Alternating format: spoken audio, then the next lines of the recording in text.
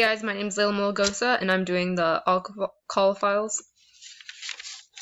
So alcoholophiles are extremophilic organisms that are able to survive in high pH environment.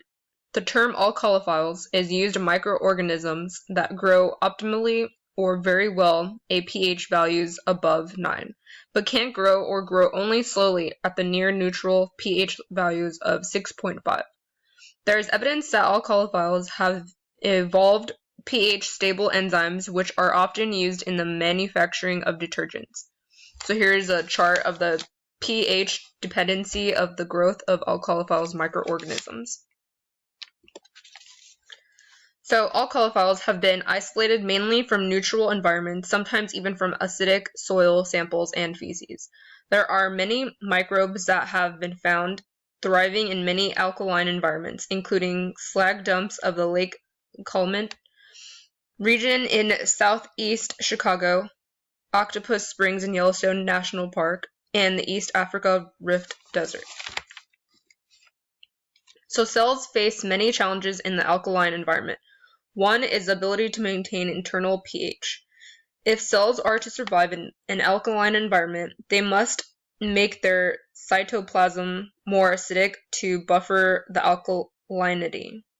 Internal pH maintenance is achieved by both active and passive regulation mechanisms in alkophilic bacteria.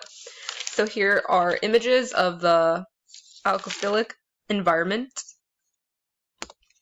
So this discovery of the alcoholophiles was fairly recent. The use of the microorganisms has a long history in Japan. The first paper concerning an alkaline protease was published in 1971. The soda lakes in Africa are one example of a well-known environment with pH values greater than 9. The lakes are so alkaline that they could literally burn the skin right off most organisms. So you can guess that these lakes devoid of fish, plants, or any life, but taking a closer look, you can see that the water are teeming with life. So alcoholophiles arises because they are sources of useful, stable enzymes, and the cells themselves can be used for biotechnological and other applications at high pH. A study of external microbes on Earth suggests life can develop mechanisms to withstand freezing temperatures like those on Mars. So I believe that Mars has a similar environment that alcoholophiles could live in. And here is my references. Thank you so much for watching.